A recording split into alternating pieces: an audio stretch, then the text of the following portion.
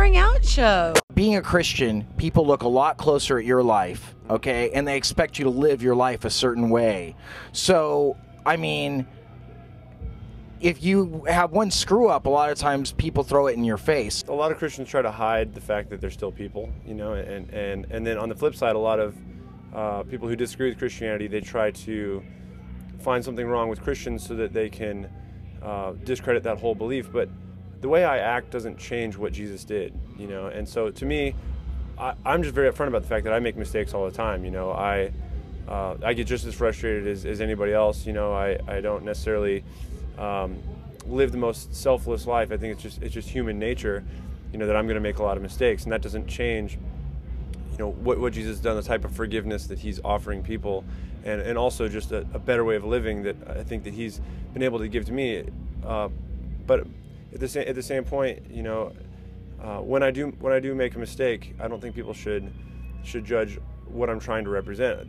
Now, on the flip side, most Christians represent Christianity terribly, and I'm sort of embarrassed to be lumped in that same category. So, you know, I see both sides, and you know, I just got to do the best I can.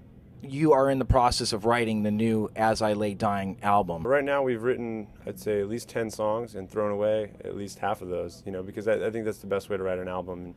We're about halfway done writing the album. We've written 10, we've thrown away 5. We've got 5 that we want to keep, and we'll probably write another 10. And hopefully, by the time this whole process is said and done, we'll have between 10 and 12 songs. And we'll be going in the studio with Adam D from Killswitch, who did our last record.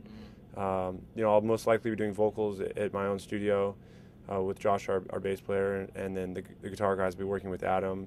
You know, and we just figured that's a good way to do this album. You know, with all the resources we have, why not kill 2 birds with 1 stone and have 2 studios going at the same time? How are you hoping that this album is going to differ from your last album? A lot of bands are really conscious about differing, and for us, it's just a general progression. I mean, I don't care if we write the same style of songs we wrote on our last record as long as they're better.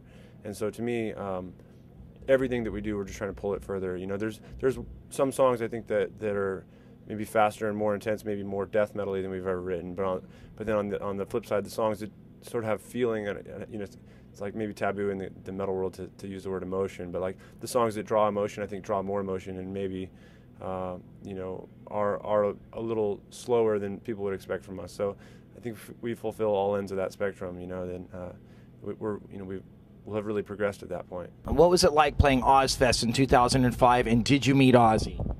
I actually never met Ozzy face to face. I would see Ozzy in catering, or I'm sure he had his own special food, you know, and all that kind of stuff. But I would see him around, but I would never actually, you know, talk to him. I'm also not the kind of guy that runs up to somebody and is like, "Hey, love to meet you. You know, I heard you're famous." You know, I mean, honestly, I'm more excited to meet some of the bands we're playing with today than I would be, you know, somebody like Ozzy. I'm not to discredit Ozzy at all. I mean, he's really been foundational for the genre of metal, but you know, there's a lot of people that are just as amazing as people that are very accessible. You know, a lot of bands very down to earth that are just hanging out, you know, loading their own gear when the show's over. What was the crowd reaction at the Dubai Desert Festival? That was an interesting festival because they had all these different rules about, you know, whether there could be moshing. I think people were allowed to maybe jump, but then they couldn't do a circle pit, or, you know, whatever the rules were. And I didn't really know, and I wasn't gonna, like, you know, read the 40-page sheet about, you know, what they are and aren't allowed to do in that type of environment.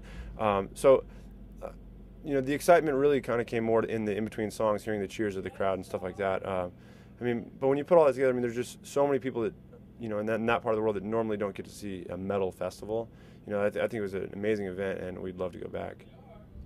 Yeah, I was just thinking about like the religious beliefs over there, and if there was any like conflict about you can't say this, you can't say that, you can't. But I mean, your lyrics are kind of like, you're not really coming out and just saying repent or you're going to hell or anything like that. So there's no real there would be no reason for them to censor you at all, right?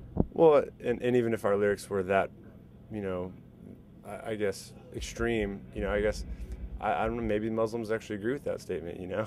I mean, they're just as harsh and judgmental in the wrong circles as the wrong types of Christians are in the wrong circles as well. So I would never say that type of comment in the context of a you know, Christian-based song, let alone you know.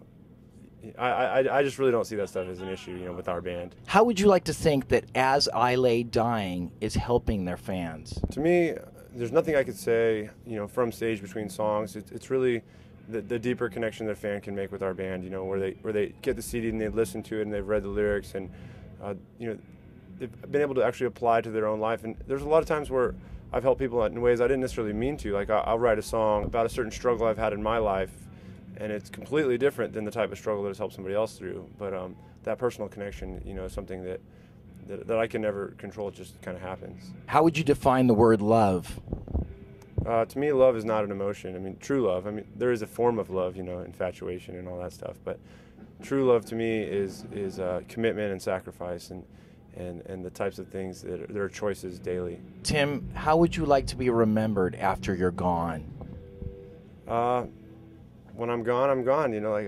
I don't think any human being, obviously because of what I believe, I don't believe that Jesus was a human being. So I think it's worthy for his story to carry beyond the grave. But any human being, to me, is just as corrupt as the next. So I mean, when I'm gone, I'm gone. What is your biggest struggle as a Christian in the metal world? I wish life was that simple. I wish that it was like every day. It's just like I got this one thing I got to look out for, But it's never that way. And so it's like probably the 20 things I got to look out for every day. And sometimes the ones that catch me are the ones that I wasn't paying attention. I think being in a band, it's just human nature to become arrogant. If your band's bigger than another band, you think that somehow that makes you a better person. Just pride issues, things like that I would never want to creep into my life. I think at times do creep into my life. I wouldn't say that pride is a number one by any means. I would maybe say that I don't know, just the core selfishness that human beings have. It just kind of fizzles out in different ways. What inspired the song Comfort Betrays? Comfort Betrays was actually about an old friend of mine. I think one of the most important parts of friendship is being able to stand up for your friend when they need you the most. And a lot of times that means you have to go against what's naturally comfortable to you to bring that up. And I was going through a difficult time in my life. A friend of mine wasn't there for me. And I feel like all he had to do was just bypass that initial layer of comfort and say, hey, look, you might be mad at me for bringing this up, but I care for you and I want to talk to you about this. And that person was actually our previous bass player. Bury Us All. Bury Us All, to me, is just about life is very short. I mean, if we're going to stand up, let's do it now, because otherwise we're just going to kind of be like lemmings all just walking into, another unmarked grave. What's next for Tim Lambesis and As I Lay Dying and Austrian Death Machine? Double Brutal is just about out now, so I mean, Double Brutal is hopefully enough to tie over all those As I Lay Dying fans. I mean, it's a very similar style of songwriting since I'm a songwriter in both bands. But until then, we're working on new As I Lay Dying songs, and that record will be out in early 2010. What is a band that you totally love right now? New school. It's hard to define one band. I'm actually the type of person that loves a handful of songs from a lot of different bands, but even my favorite bands like Metallica, I feel like they put out albums where half the album's good and the other half isn't that great. So I would say with the newer bands, that's the same problem. I am a fan of like more the punk genre of music, because I think it's a good way for me to listen to something I enjoy that's not what we're listening to on the road all the time. So, and call me a radio guy if you will. I am a fan of Rise Against. This is a Blairing Out with Eric Blair show with Tim Lambesis of As I Lay Dying and Austrian Death Machine. Signing off. The Blairing Out show.